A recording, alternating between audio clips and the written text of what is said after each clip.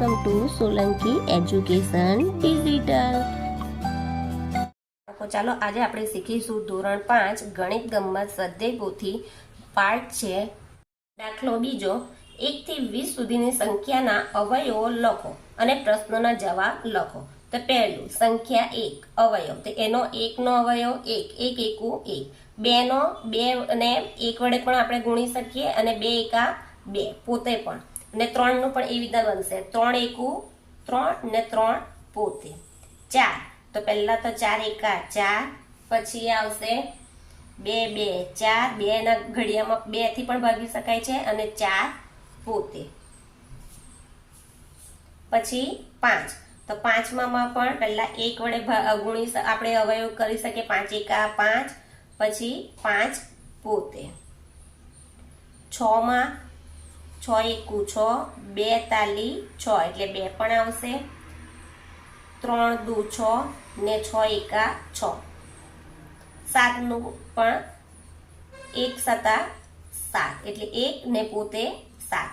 8, 8 ના પણ 1, 8 એકુ 8, પછી 2 ચોક 8, 4 દુ 8 અને 8 એકા 8। 9, 9 નું 9 એકા 9, 3 તાલી 9 અને 9 પોતે। 10, 10 ના કેવી રીતના પડશે, 10 એકા 10, 2 પંચા 10, 5 દુ 10 અને 10 પોતે। 11, 11 ના પણ જો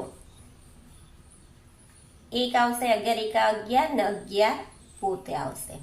પછી 12, 12 ના પહેલા 12 એકા 12, 2 છંગ 12, 3 ચોક 12, 4 તાલી 12, 6 દુ 12 અને 12 પોતે।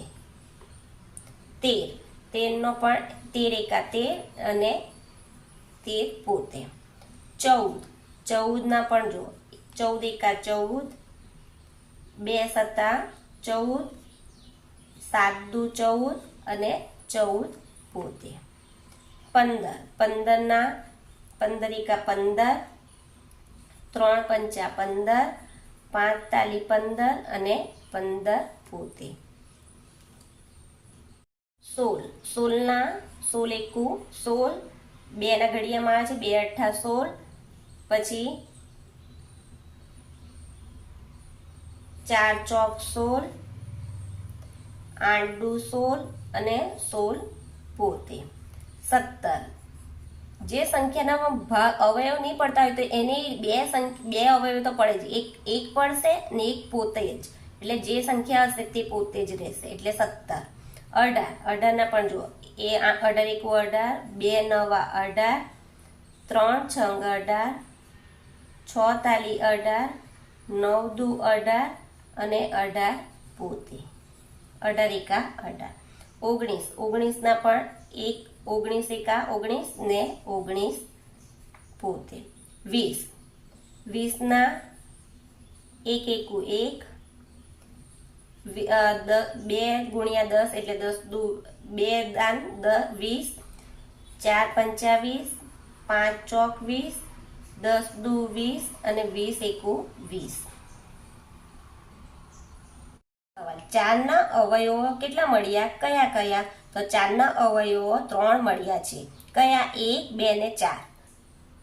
અહીંયા 4 ના અવયવ કયા મળ્યા છે, 1, 2 ને 4। 7 ના અવયવો કેટલા મળ્યા છે, કયા કયા, તો 7 ના 2 અવયવ મળ્યા છે, 1 અને 7। 12 ના અવયવો કેટલા મળ્યા છે, કયા કયા, તો 12 ના અવયવો કેટલા મળ્યા, 1 2 3 4 5 6, તો કયા કયા છે, 1 છે, 2 છે, 3 છે, 4 છે, 6 ને 12, એટલે આપણને અવયવ કેટલા મળ્યા, 6 અવયવ મળ્યા છે, 1 2 3 4 6 ને 12। 6 અને 12 ના સામાન્ય અવયવો કેટલા કયા કયા, તો 6 અને 12 માં સામાન્ય અવયવ એટલે તમને આગળથી હું બતાવીશ, પણ સામાન્ય એટલે બંનેમાં સરખા હોવા જોઈએ।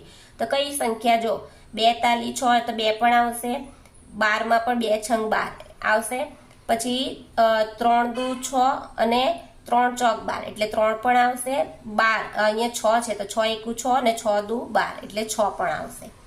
સામાન્ય સરખા 16 અને 18માં સામાન્ય અવયવો કેટલા છે? કયા કયા? 18માં સામાન્ય અવયવ કેટલા છે? કયા કયા? તો 16 ને 18માં સામાન્ય અવયવ 2 છે.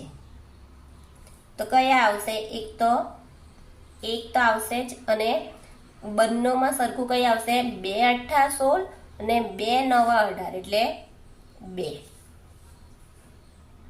છઠ્ઠું 9 અને 19માં સામાન્ય અવયવો કેટલા છે? કયા કયા? તો 9 ને 19માં તો 9 એકા 9 ને 19 એકા 19 એટલે એક જ. કયો સામાન્ય અવયવ છે? એક જ છે. કયો? 1. સૌથી ઓછા અવયવ કોને મળ્યા? સૌથી ઓછા અવયવ એકને છે.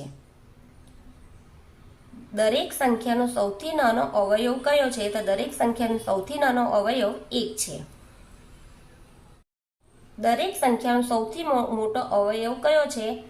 તો દરેક સંખ્યાનો સૌથી મોટો અવયવ પોતે જ છે.